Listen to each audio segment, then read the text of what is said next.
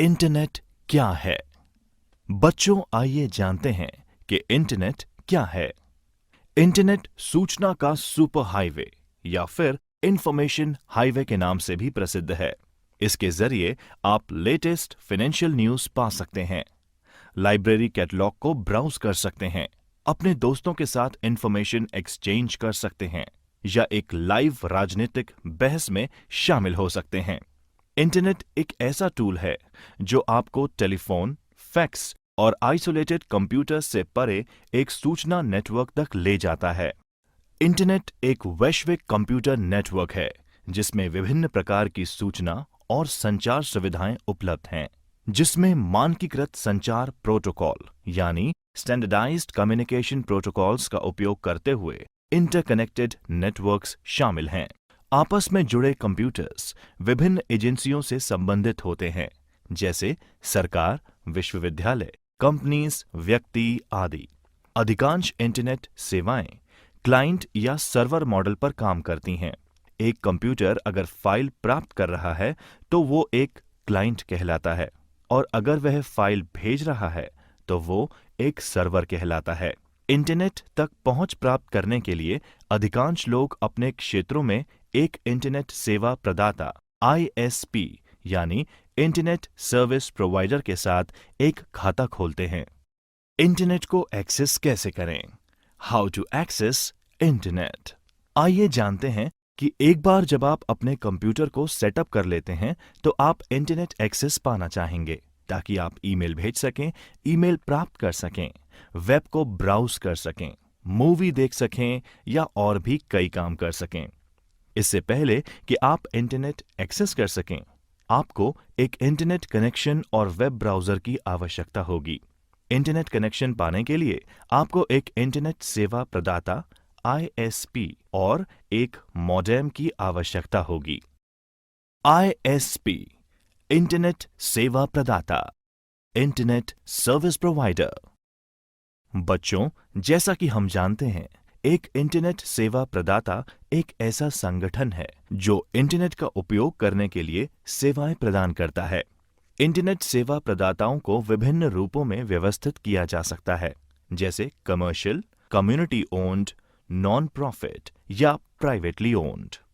आमतौर पर ISP द्वारा प्रदान की जाने वाली इंटरनेट सेवाओं में internet access, internet transit, domain नाम पंजीकरण यानी domain name system, web hosting, Usenet सेवा और कोलोकेशन शामिल है।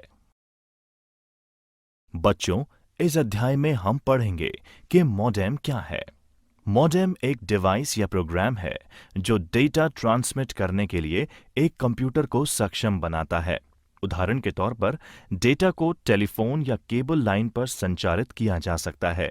कंप्यूटर में जानकारी डिजिटल फॉर्म में संग्रहित की जाती है, जबकि टेलीफोन लाइंस पर इंफॉर्मेशन एनालॉग फॉर्म में संचारित की जाती है।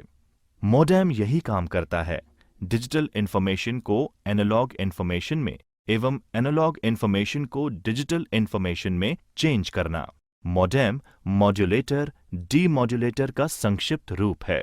एक मॉडेम एक कंप्यूटर या अन्य डिजिटल डिवाइस से आउटगोइंग डिजिटल सिग्नल को एक copper twisted pair telephone line के लिए एनालॉग सिग्नल में मॉड्यूलेट करता है और आने वाले एनालॉग सिग्नल को डीमॉड्यूलेट करता है, और डिजिटल डिवाइस के लिए डिजिटल सिग्नल में इसे परिवर्तित करता है। मॉडेम विभिन्न प्रकार के होते हैं। इंटरनेट से कनेक्ट होना। एक बार जब आप अपने कंप्यूटर को सेटअप कर लेते हैं तो आप इंटरनेट एक्सेस पाना चाहेंगे ताकि आप ईमेल भेज सकें, ईमेल प्राप्त कर सकें, वेब को ब्राउज कर सकें और मूवी देख सकें आदि।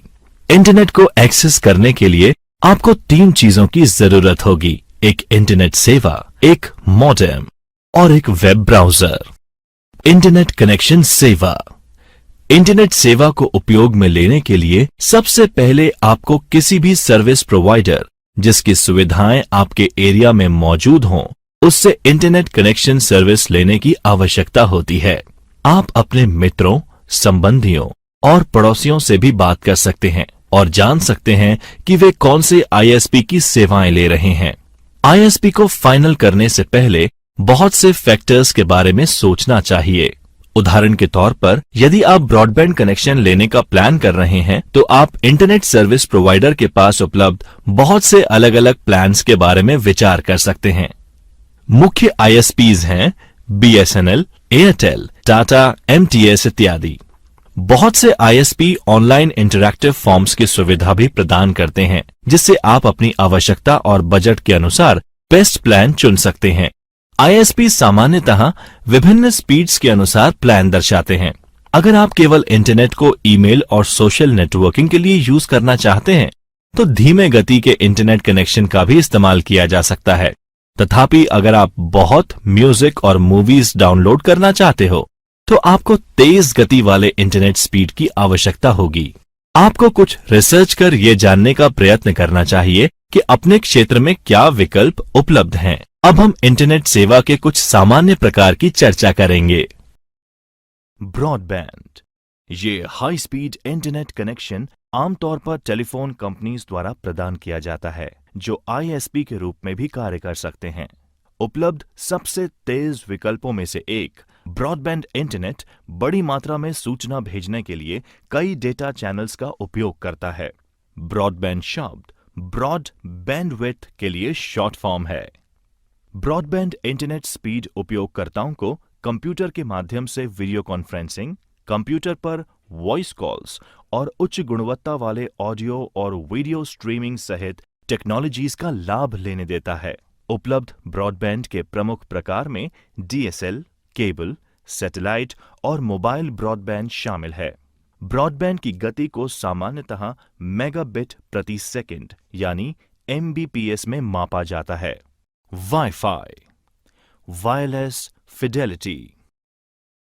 वाईफाई WLAN यानी वायरलेस लोकल एरिया नेटवर्किंग हेतु एक तकनीक है जिसे डिवाइसेस तक संचारित करने के लिए रेडियो फ्रीक्वेंसी की आवश्यकता होती है। वाईफाई टेक्नोलॉजी का उपयोग करने वाले डिवाइस में personal computer, video game consoles, smartphone, digital camera, tablet computer, digital audio player और आधुनिक प्रिंटर्स शामिल हैं। वाईफाई कंपैटिबल डिवाइस एक WLAN नेटवर्क और एक वायरलेस एक्सेस पॉइंट के माध्यम से इंटरनेट से कनेक्ट कर सकते हैं। इस तरह के एक एक्सेस पॉइंट या हॉटस्पॉट की रेंज घर के अंदर लगभग 20 मीटर यानी लगभग 66 फीट और घर के बाहर थोड़ी और ज्यादा होती है। हॉटस्पॉट का कवरेज दीवारों युक्त एक कमरे के बराबर छोटा हो सकता है, जो रेडियो तरंगों को ब्लॉक करता है, या कई ओवरलैपिंग एक्सेस पॉइंट का उपयोग करके कई वर्ग किलोमीटर्स तक की कवरेज भी हो सकती है। कोई भौतिक कनेक्शन नहीं होने पर वायर्ड कनेक्शन की तुलना में ये हमलों के प्रति अधिक संवेदनशील होता है, जैसे Ethernet. DSL digital subscriber line सेवा एक ब्रॉडबैंड कनेक्शन का प्रयोग करती है, जो इसे डायल अप से अधिक तेज बनाता है। डीएसएल फोन लाइन के माध्यम से इंटरनेट से कनेक्ट करते हैं, लेकिन इसके लिए आपको घर पर लैंडलाइन होने की आवश्यकता नहीं होती। डायल अप के विपरीत ये एक बार सेटअप होने के बाद हमेशा कनेक्टेड रहता है और आप इसके साथ फोन लाइन भी इस्तेमाल कर सकते हैं। केबल लाइन केबल सेवा केबल टीवी के माध्यम से इंटरनेट से कनेक्ट करती है। यद्यपि इसे पाने के लिए केबल टीवी की जरूरत नहीं है। ये एक ब्रॉडबैंड कनेक्शन का उपयोग करता है और दोनों डायल अप और डीएसएल सेवा की तुलना में तेज होता है। हालांकि ये उन्हीं स्थानों पर उपलब्ध हो सकता है जहां केबल टीवी होता है। सैटेलाइट उपग्रह ये कनेक्शन ब्रॉडबैंड का उपयोग करता है, लेकिन इसमें केबल या फोन लाइंस की आवश्यकता नहीं होती। ये पृथ्वी की परिक्रमा कर रहे उपग्रह के माध्यम से इंटरनेट को जोड़ता है। परिणाम स्वरूप ये लगभग दुनिया में कहीं भी इस्तेमाल किया जा सकता है, लेकिन कनेक्शन मौसम की वजह से प्रभावित हो सकता है। एक उपग्रह कनेक्शन थोड़ी देरी से डेटा संचार करता है, इसलिए उपग्रह कनेक्शन उन लोगों के लिए बहुत अच्छा विकल्प नहीं है जो रियल टाइम एप्लीकेशन जैसे गेमिंग या वीडियो कॉन्फ्रेंसिंग का उपयोग करते हैं। मोबाइल फोन कनेक्शन के माध्यम से मोबाइल ऑपरेटर्स द्वारा इंटरनेट सेवाएं प्रदान की जाती हैं। 3G और 4G सेवा का सबसे अधिक मोबाइल फोन और टैबलेट कंप्यूटर के साथ प्रयोग किया जा रहा है। ये आपके मोबाइल फोन या टैबलेट कंप्यूटर को आईएसपी यानी इंटरनेट सर्विस प्रोवाइडर के माध्यम से वायरलेस तरीके से जोड़ता है। यदि आपके पास एक उपकरण है जो 3G या 4G सक्षम है, तो आप इंटरनेट घर के बाहर भी इस्तेमाल कर पाएंगे, तब भी जब वहां कोई वाईफाई कनेक्शन मौजूद नहीं है। उपयोगी जानकारी, यूजफुल टिप्स। मोबाइल ब्रॉडबैंड एक portable modem, mobile phone, USB wireless modem, tablet या अन्य मोबाइल उपकरणों के नेटवर्क के माध्यम से वायरलेस इंटरनेट एक्सेस के लिए प्रयोग में आने वाला एक मार्केटिंग शब्द है। इंट्रानेट। आइए अब हम पढ़ते हैं इंट्रानेट के बारे में। एक इंट्रानेट एक निजी नेटवर्क है जो केवल उस ऑर्गेनाइजेशन के कर्मचारियों के लिए ही सुलभ होता है। आमतौर पर संगठन के इंटरनल आईटी सिस्टम से जानकारी और सेवाओं की एक विस्तृत श्रृंखला यानी डिटेल्ड लिस्ट संगठन के कर्मचारियों के लिए उपलब्ध होती है एवं ये इंटरनेट पर आम जनता के लिए उपलब्ध नहीं होती। एक इंट्रानेट वेबसाइट किसी भी अन्य वेबसाइट्स की तरह काम करती है, लेकिन एक इंट्रानेट को सिक्योरिटी देने वाला फायरवॉल अनऑथराइज्ड उपयोग को बंद कर देता है। इंटरनेट बनाम intranet. Internet global world wide web है, जबकि इंट्रानेट एक कंपनी का प्राइवेट इंटरनेट है जिसे सिर्फ कंपनी के अंदर इस्तेमाल किया जा सकता है। दोनों टीसीपी/आईपी प्रोटोकॉल को उपयोग में लेते हैं और साथ में ईमेल और अन्य वर्ल्ड वाइड वेब मानक का इस्तेमाल भी करते हैं। दोनों में मुख्य फर्क ये है कि इंटरनेट का यूजर इंटरनेट पर जा सकता है, लेकिन सुरक्षा कारणों जैसे कंप्यूटर फायरवॉल के कारण इंटरनेट यूजर इंट्रानेट पर नहीं जा सकता। इंट्रानेट बिना इंटरनेट कनेक्शन के भी चल सकता है। इंटरनेट अधिक व्यापक एक बड़ी आबादी में फैला है, सभी वेब आधारित सेवाओं के लिए बेहतर पहुंच प्रदान करता है और इस प्रकार बहुत से उपयोगकर्ताओं के लिए सूटेबल है। इंट्रानेट इंटरनेट का एक अधिक सुरक्षित और प्राइवेटाइज्ड वर्जन है।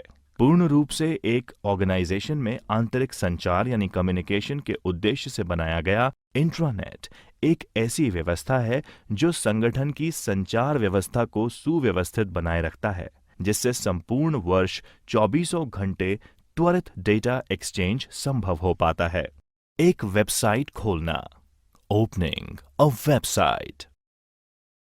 प्रिय बच्चों, इस अध्याय में हम अध्ययन करेंगे कि एक वेबसाइट या वेब पेज खोलने से पहले उन सिस्टम्स के पीछे की अवधारणा यानी प्रोसेसेस को समझना बहुत महत्वपूर्ण है जो इसे संभव बनाता है। World wide web. World wide web WWW एक ओपन सोर्स इंफॉर्मेशन स्पेस है जहां डॉक्यूमेंट्स एवं बाकी वेब रिसोर्सेज को उनके URL द्वारा पहचाना जाता है। ये डॉक्यूमेंट्स एवं वेब रिसोर्सेज हाइपरटेक्स्ट लिंक द्वारा आपस में जुड़े होते हैं और इंटरनेट के माध्यम से एक्सेस किए जा सकते हैं। वर्ल्ड वाइड वेब WWW का इस्तेमाल कर अरबों लोग इंटरनेट पर इंटरैक्ट करते हैं। एक विशिष्ट पेज को वर्ल्ड वाइड वेब पर वेब पेज के नाम से जाना जाता है। इन वेब पेजेस को एक स्पेशलाइज्ड सॉफ्टवेयर का इस्तेमाल करके जो यूजर की मशीन यानी क्लाइंट्स मशीन पर रन होता है एक्सेस किया जाता है, जिसको वेब ब्राउजर के नाम से जाना जाता है।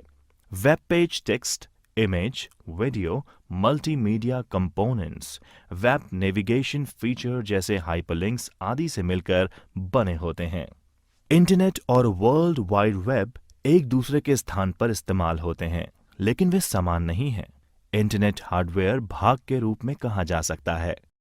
ये या तो copper wire, fibre optic cable या वायरलेस कनेक्शन के माध्यम से जुड़े कंप्यूटर नेटवर्क्स का एक संग्रह है, जबकि वर्ल्ड वाइड वेब सॉफ्टवेयर भाग के रूप में कहा जा सकता है। ये वेब पेज का एक संग्रह है जो हाइपरलिंक और URL के माध्यम से जुड़े हुए हैं। वर्ल्ड वाइड वेब इंटरनेट द्वारा उपलब्ध कराई गई सेवाओं में से एक है। ईमेल, चैट, ब्लॉगिंग एवं फाइल स्थानांतरण यानी फाइल ट्रांसफर इंटरनेट पर सेवाओं के उदाहरण हैं। वेबसाइट। बच्चों, आइए जानते हैं वेबसाइट के बारे में।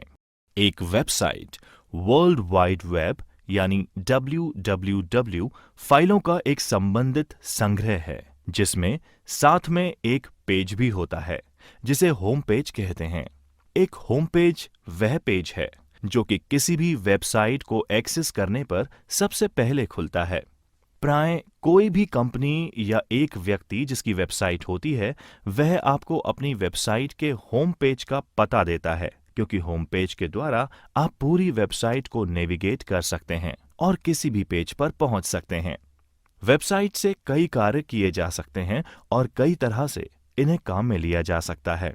वेबसाइट किसी की निजी वेबसाइट हो सकती है, एक वाणिज्यिक यानी कमर्शियल वेबसाइट हो सकती है, एक सरकारी यानी गवर्नमेंट वेबसाइट या एक गैर लाभकारी संगठन यानी एनजीओ वेबसाइट भी हो सकती है। वेबसाइट एक व्यक्ति, एक व्यापार या अन्य संगठन का कार्य हो सकता है और आमतौर पर वेबसाइट एक विशेष विषय या उद्देश्य के लिए समर्पित होती है। किसी भी वेबसाइट पर किसी अन्य वेबसाइट के लिए एक हाइपरलिंक शामिल किया जा सकता है। वेब पेज को अलग अलग आकार की कंप्यूटर आधारित एवं इंटरनेट सक्षम डिवाइस के द्वारा देखा या एक्सेस किया जा सकता है, जैसे डेस्कटॉप कंप्यूटर, लैपटॉप, पीडीए और मोबाइल फोन। एक वेबसाइट को एक कंप्यूटर सिस्टम पर होस्ट किया जाता है जिसे वेब सर्वर कहते हैं। इसे HTTP सर्वर भी कहा जा सकता है। वेबसाइट्स को दो व्यापक श्रेणियों यानी कैटेगरीज में विभाजित किया जा सकता है, स्टैटिक और डायनेमिक। स्टैटिक साइट्स की जानकारी स्थिर होती है और यूजर को संवाद की अनुमति नहीं दी जाती, जबकि डायनेमिक साइट वेब 2.0 समुदाय का हिस्सा है और साइट ओनर और साइट फॉलोअर्स के बीच संवाद के लिए अनुमति देती है। Uniform resource locator. आइए पढ़ते हैं यूनिफॉर्म रिसोर्स लोकेटर यानी URL के बारे में। URL को आमतौर पर वेब एड्रेस के रूप में भी जाना जाता है। ये एक वेब रिसोर्स का संदर्भ है जो एक कंप्यूटर नेटवर्क पर उस संसाधन का स्थान दर्शाता है और उस तक पहुंचने के लिए इस्तेमाल किया जाता है। URL वेब पृष्ठों HTTP के संदर्भ के लिए सबसे अधिक उपयोग लिया जाता है, लेकिन ये फाइल ट्रांसफर, मेल टू या डेटाबेस एक्सेस के लिए भी उपयोग किया जाता है। अधिकांश ब्राउज़र वेब पेज के URL को एड्रेस बार में प्रदर्शित करते हैं। URL एक वेबसाइट, फाइल या दस्तावेज का सामान्य प्रारूप में इंटरनेट पता है। इंटरनेट से जुड़े प्रत्येक कंप्यूटर का अपना एक यूनिक URL होता है, जिसके बिना दूसरे कंप्यूटर तक पहुंच नहीं बनाई जा सकती। आमतौर पर एक URL निम्न प्रकार से प्रदर्शित किया जा सकता है। ये एक प्रोटोकॉल यानी HTTP, एक होस्ट नेम, डोमेन नेम और एक फाइल नेम इंगित करता है। TLDs यानी टॉप लेवल डोमेन के कुछ उदाहरण संदर्भ के लिए यहां साझा किए जा रहे हैं। क्षेत्र .com परिभाषा कमर्शियल या व्यावसायिक, उपयोग हेतु व्यापार। क्षेत्र .edu परिभाषा शिक्षा, उपयोग हेतु विश्वविद्यालय। क्षेत्र .gov परिभाषा सरकार, उपयोग हेतु विभिन्न देशों की सरकार एवं भारत के विभिन्न राज्यों की सरकार। क्षेत्र .net परिभाषा नेटवर्क, उपयोग हेतु नेटवर्क प्रदाता या नेटवर्क प्रोवाइडर्स। क्षेत्र .org परिभाषा संगठन या ऑर्गेनाइजेशंस, उपयोग हेतु गैर लाभकारी और अन्य संगठन, non profit and miscellaneous organisations. Domain name system यानी DNS।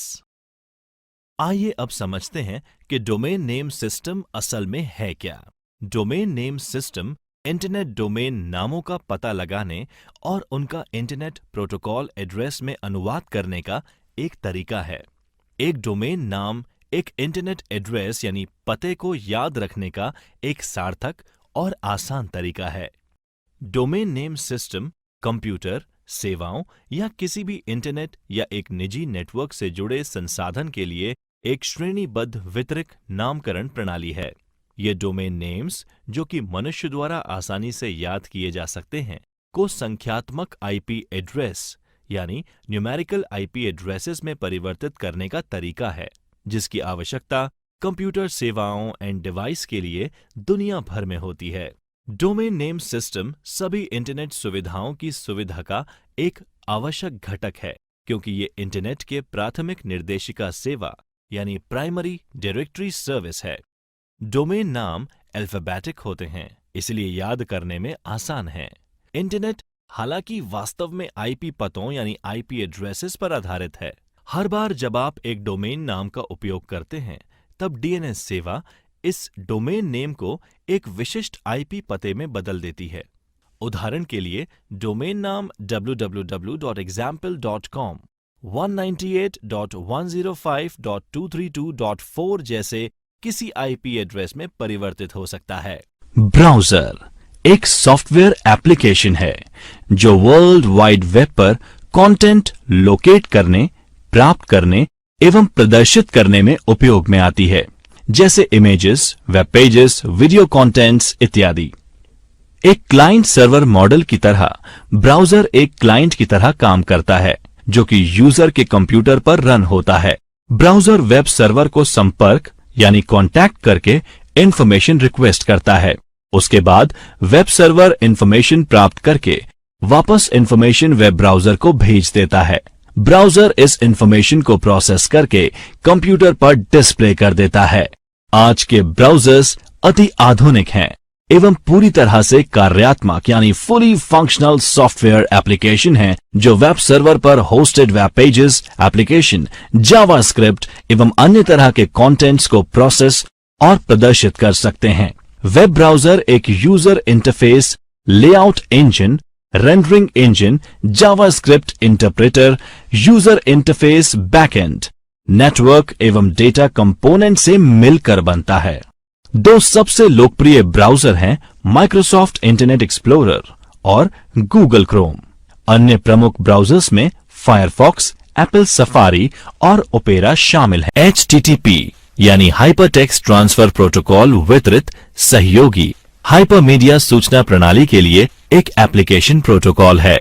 HTTP world wide web के लिए डेटा संचार का आधार है। हाइपरटेक्स्ट संरचित टेक्स्ट होता है जो तार्किक लिंक यानी हाइपरलिंक का उपयोग करता है। HTTP हाइपरटेक्स्ट का आदान प्रदान या हस्तांतरण करने का प्रोटोकॉल है। क्लाइंट सर्वर कंप्यूटिंग मॉडल में एक अनुरोध प्रतिक्रिया यानी रिक्वेस्ट रिस्पॉन्स प्रोटोकॉल के रूप में HTTP कार्य करता है। HTTP का उपयोग कर एक कंप्यूटर नेटवर्क पर सुरक्षित संचार के लिए प्रोटोकॉल HTTPS यानी HTTP सिक्योर है। HTTPS का संचार HTTP पर होता है, पर इसमें कनेक्शन ट्रांसपोर्ट लेयर सिक्योरिटी या सिक्योर सॉकेट लेयर द्वारा इनक्रिप्टेड होता है। HTTPS के लिए मुख्य प्रेरणा वेबसाइट के प्रमाणीकरण, गोपनीयता की सुरक्षा और डेटा के आदान प्रदान की अखंडता है। ये विशेष एवं व्यापक रूप से उन इंटरनेट वेबसाइट्स के लिए उपयोग में लिया जाता है जहां पर वित्तीय लेन देन होता है या फिर डेटा को गोपनीय रखने की जरूरत होती है। वेब सर्च करना एक सूचना प्राप्ति का तरीका है। वेब सर्च का उद्देश्य उन सभी प्रासंगिक दस्तावेजों की प्राप्ति है जो आपकी क्वेरी से संबंधित हैं, किंतु इसमें कुछ गैर प्रासंगिक दस्तावेज भी प्राप्त हो सकते हैं। वेब सर्च एक सर्च इंजन के द्वारा ही संभव है। एक वेब सर्च इंजन वह सॉफ्टवेयर है जिसे वर्ल्ड वाइड वेब से संबंधित सूचनाओं को खोजने के लिए बनाया गया है। सर्च रिजल्ट यानी खोजे गए परिणामों को सामान्यतः परिणामों की एक सूची के रूप में प्रस्तुत किया जाता है, जिसे सर्च इंजन रिजल्ट पेज यानी SERP कहा जाता है। सूचना वेब पेज, छवियों और अन्य कई तरह की फाइलों का मिश्रण हो सकता है। कुछ सर्च इंजन डेटाबेस अथवा ओपन डायरेक्टरीज से भी डेटा माइन यानी डेटा की खोज करते हैं। एक सर्च इंजन वास्तविक समय में निम्नलिखित प्रक्रियाओं को संभालता है: web crawling, web spider, indexing यानी अनुक्रमण, सर्चिंग यानी खोजना, वेब क्राउलर। एक वेब क्राउलर वह इंटरनेट बोट है जो वेब अनुक्रमण यानी इंडेक्सिंग के लिए वर्ल्ड वाइड वेब को व्यवस्थित तरीके से ब्राउज करता है। सर्च इंजन वेब क्राउलिंग या स्पाइडर सॉफ्टवेयर्स का उपयोग अपनी वेब कंटेंट यानी सामग्री या दूसरी वेबसाइट की कंटेंट अनुक्रमण को अद्यतन बनाने के लिए करते हैं। वेब क्राउलर विजिट किए गए सभी पृष्ठों की प्रतिलिपि तैयार कर प्रस्तुत कर सकता है, जिसके डाउनलोड किए गए पेजों के बाद में सर्च इंजन द्वारा अनुक्रमित किया जा सकता है, जिसे उपयोगकर्ता और अधिक कुशलता से खोज सकता है। इंडेक्सिंग यानी अनुक्रमण का अर्थ वेब पेज पर पाए गए संबंधित शब्दों और परिभाषित हो सकने वाले टोकनों और उनके डोमेन नेम और HTML फील्ड से जोड़ना है।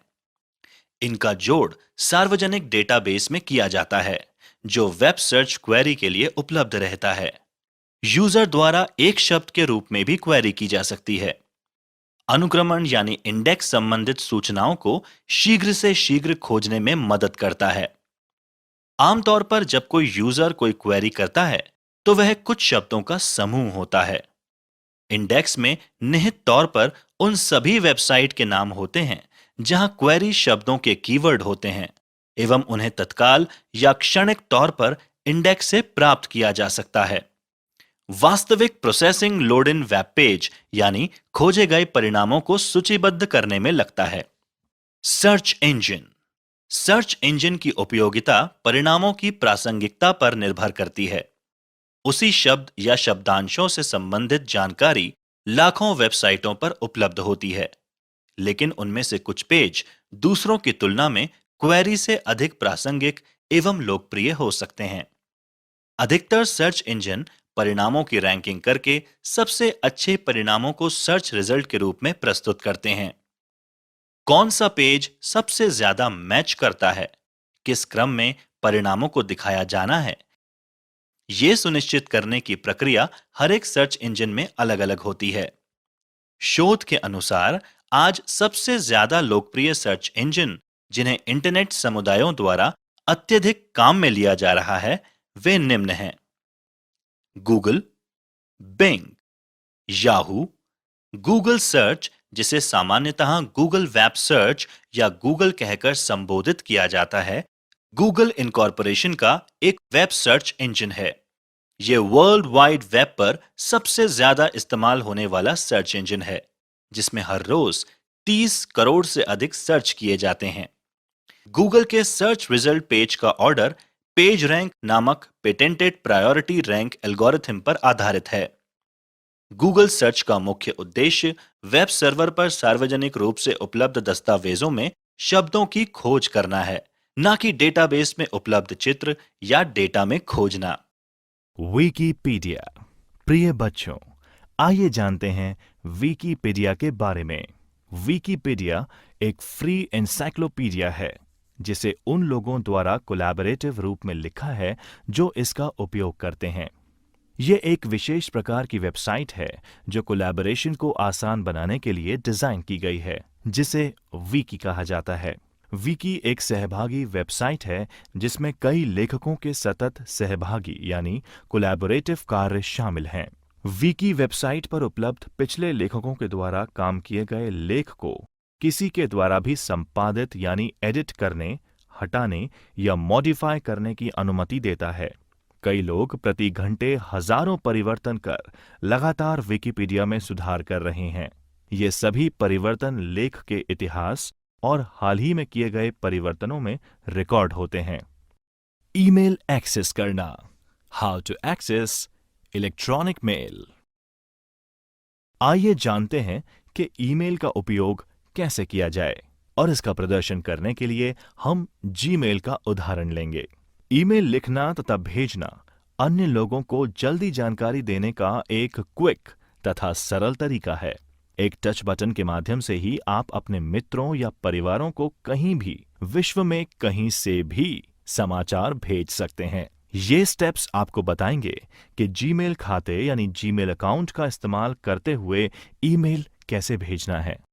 इसके लिए आपको इन चीजों की जरूरत होगी: एक कंप्यूटर में कार्यकारी स्थिति में इंटरनेट कनेक्शन, एक सेटअप किया हुआ ईमेल खाता जिसमें ईमेल भेजने व प्राप्त करने की सुविधा हो।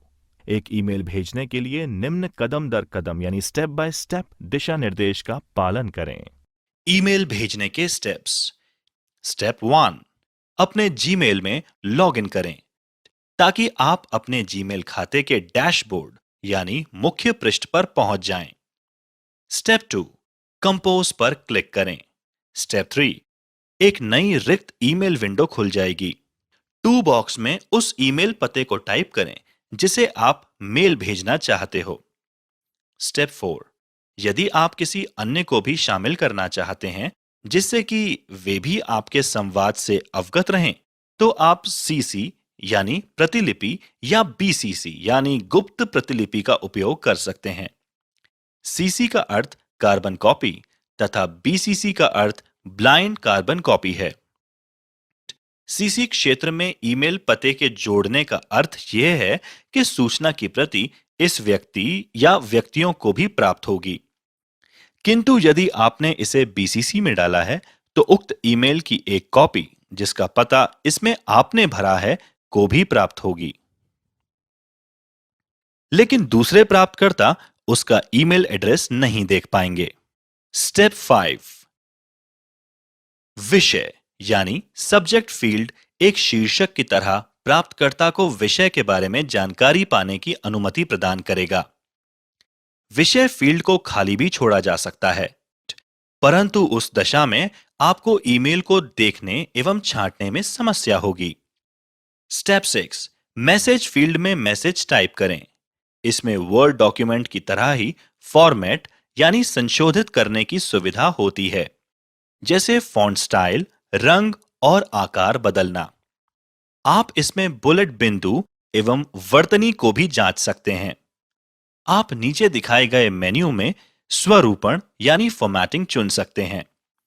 स्टेप 7, अपना मैसेज ईमेल की बॉडी फील्ड में डालें।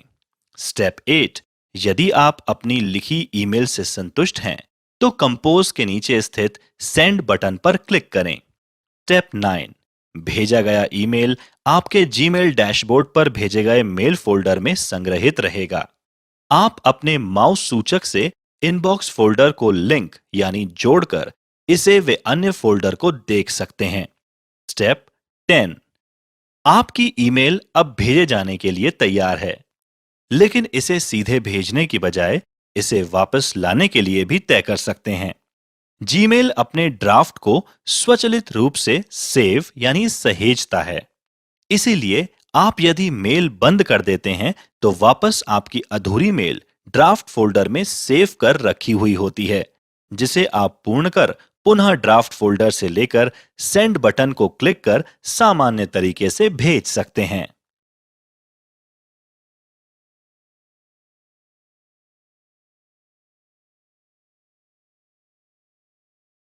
विकिपीडिया। प्रिय बच्चों, आइए जानते हैं विकिपीडिया के बारे में। विकिपीडिया एक फ्री एनसाइक्लोपीडिया है जिसे उन लोगों द्वारा कोलैबोरेटिव रूप में लिखा है जो इसका उपयोग करते हैं। ये एक विशेष प्रकार की वेबसाइट है जो कोलैबोरेशन को आसान बनाने के लिए डिजाइन की गई है, जिसे विकी कहा जाता है। विकी एक सहभागी वेबसाइट है जिसमें कई लेखकों के सतत सहभागी यानी कोलैबोरेटिव कार्य शामिल हैं। विकी वेबसाइट पर उपलब्ध पिछले लेखकों के द्वारा काम किए गए लेख को किसी के द्वारा भी संपादित यानी एडिट करने, हटाने या मॉडिफाई करने की अनुमति देता है। कई लोग प्रति घंटे हजारों परिवर्तन कर लगातार विकिपीडिया में सुधार कर रहे हैं। ये सभी परिवर्तन लेख के इतिहास और हाल ही में किए गए परिवर्तनों में रिकॉर्ड होते हैं। विभिन्न ईमेल विकल्प, various email options, CC, BCC, attachments. कई बार में कई रिसिपिएंट्स को एक ईमेल भेजने के लिए मुख्यतः 3 तरीके हैं: टू, सीसी और बीसीसी फील्ड का उपयोग करना।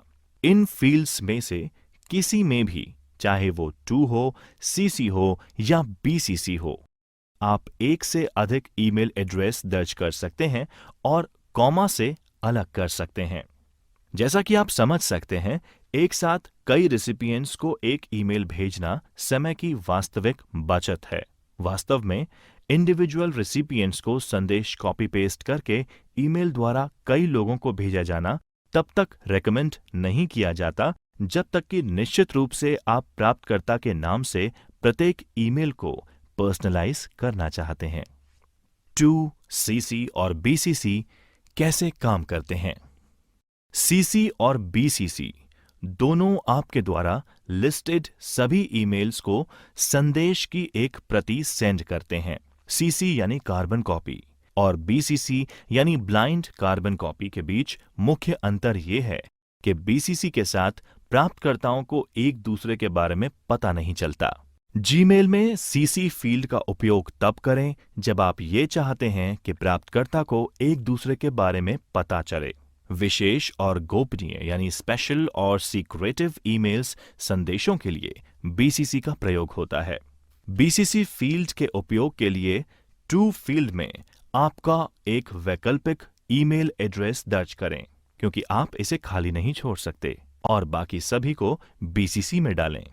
अपने जीमेल संदेश के साथ अटैचमेंट्स भेजें। Send attachments with your Gmail message. आप आपके ईमेल में अटैचमेंट्स जैसे कि फाइल्स, वीडियो और फोटोज जोड़ सकते हैं। यदि आप बड़ी फाइल्स को जोड़ना चाहते हैं जो अटैचमेंट्स आकार से अधिक हैं, जैसे वीडियो, तब आप गूगल ड्राइव का उपयोग कर सकते हैं। एक फाइल अटैच करने के लिए ये स्टेप्स काम में लिए जाते हैं। जीमेल खोलें, कंपोज पर क्लिक करें, अटैच पर क्लिक करें, उन फाइलों को चुनें जिन्हें आप अपलोड करना चाहते हैं और ओपन पर क्लिक करें। टिप: आप एक इमेज को कंपोज विंडो में ड्रैग करके छोड़ दें तो भी अटैचमेंट में वह जुड़ जाएगा। अटैचमेंट हटाएं। Remove attachments. अटैचमेंट जोड़ने के बाद आप इसे हटा भी सकते हैं। अटैचमेंट नाम के राइट ओर क्लोज पर क्लिक करें। अटैचमेंट आकार की सीमा। Attachment size limit. आप अटैचमेंट 25 MB तक भेज सकते हैं। यदि आपके पास एक से अधिक अटैचमेंट्स हैं तो वे सब जोड़कर 25 MB से ज्यादा नहीं होना चाहिए। यदि आपकी फाइल 25 MB से अधिक है तो जीमेल स्वतः ही इसे एक अटैचमेंट के रूप में शामिल करने के बजाय ईमेल में एक गूगल ड्राइव लिंक जोड़ता है। जिस व्यक्ति को आप फाइल भेजते हैं वह इसे डाउनलोड कर सकता है, इसलिए उसके पास इसका एक्सेस होगा, भले ही आप उसे गूगल ड्राइव से हटा दें। उपयोगी जानकारी, यूजफुल टिप्स। बल्क ईमेल एक प्रकार का ईमेल संदेश है जो क्लासिफाई करना इतना आसान नहीं होता, जबकि जंक ईमेल का खतरा हमेशा बना रहता है। बल्क ईमेल में आमतौर पर एक एडवर्टीजमेंट या मार्केटिंग मैसेज शामिल होता है, जिसे बार बार भेजे जाने की संभावना नहीं होती। बल्क ईमेल कुछ उपयोगकर्ताओं द्वारा वांछित होता है, और वास्तव में कुछ ऐसे उपयोगकर्ता होते हैं जो इन संदेशों के लिए जानबूझकर साइन अप करते हैं, जबकि अन्य उपयोगकर्ता इन प्रकार के संदेशों को स्पैम समझते हैं। उपयोगी वेबसाइट्स राजस्थान में। यूजफुल वेबसाइट्स इन राजस्थान। प्रिय बच्चों, जैसा कि आप सभी को पता है, राजस्थान सरकार और उसके विभागों के लिए विशेष रूप से उपलब्ध कई उपयोगी और इंफॉर्मेटिव वेबसाइट्स हैं। उनमें से कुछ यहाँ पर समझाई गई हैं। राज्य पोर्टल, राजस्थान सरकार। State portal, government of Rajasthan.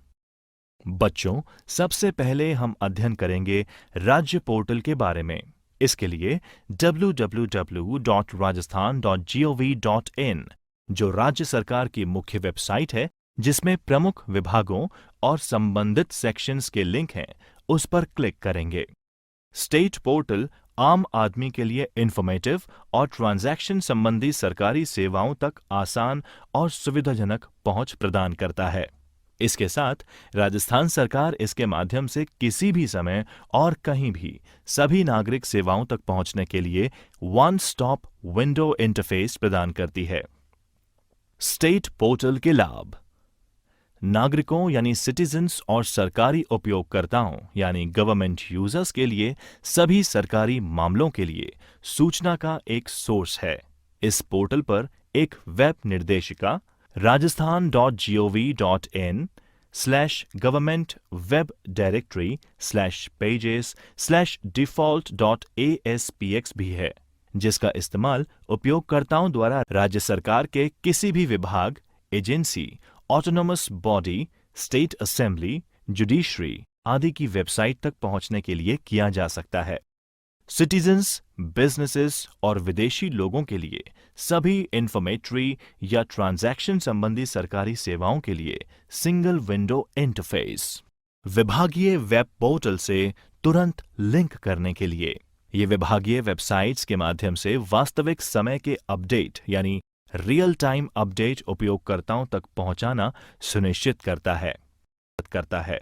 इस ऑनलाइन सिस्टम की मदद से किसी को भी किसी भी स्कूल में सीटों की संख्या, प्रवेश के लिए ऑनलाइन आवेदन, शुल्क की प्रतिपूर्ति यानी फीस रिएम्बर्समेंट, फॉर्म वितरण यानी फॉर्म डिस्ट्रीब्यूशन और जमा तिथि यानी रिसिप्ट डेट्स, लॉटरी जानकारी, अन्य विभिन्न विवरणों यानी डिटेल्स के साथ स्कूल में भर्ती छात्रों के विवरण मिल सकते हैं। ईमेल। इलेक्ट्रॉनिक मेल को 1983 से ईमेल कहा जाता है। यह एक मैसेज को डिजिटल फॉर्म में एक लेखक से दूसरे या अधिक प्राप्तकर्ताओं तक पहुंचाया जाता है। ईमेल इंटरनेट अथवा कंप्यूटर नेटवर्क द्वारा संचालित होता है। आज का ईमेल सिस्टम स्टोर कर प्रेषित यानी फॉरवर्ड करने वाले प्रारूप यानी स्टोर एंड फॉरवर्ड पर कार्य करता है। ईमेल सर्वर इसे स्वीकार करते हैं, भेजते हैं, पहुंचाते हैं तथा उसको संग्रहित भी रखते हैं। इसके लिए ना तो उपयोगकर्ताओं को और ना ही प्राप्तकर्ता को एक ही साथ ऑनलाइन होना अनिवार्य होता है। इसके लिए उपयोगकर्ता व प्राप्तकर्ता को इतने ही समय तक सर्वर से जुड़ा रहना होता है जब तक कि सूचना भेजी जा सके या प्राप्तकर्ता सर्वर से सूचना प्राप्त कर ले। दोनों का साथ होना कतई आवश्यक नहीं है। इंटरनेट ईमेल सूचना के 3 भाग होते हैं: संदेश, संदेश हेडर और मैसेज बॉडी। संदेश हेडर सूचना को नियंत्रित करता है, जिसमें मुख्य रूप से भेजने वाले का ईमेल पता तथा प्राप्त करने वालों के पते होते हैं। आमतौर पर इसमें वर्णनात्मक जानकारी भी जोड़ दी जाती है, जैसे विषय का हेडर क्षेत्र तथा मैसेज देने की तारीख व समय। लोकप्रिय ईमेल प्लेटफॉर्म्स में जीमेल, याहू मेल, आउटलुक एवं अन्य शामिल हैं। ईमेल का सामान्य फॉर्मेट localpart@domain है।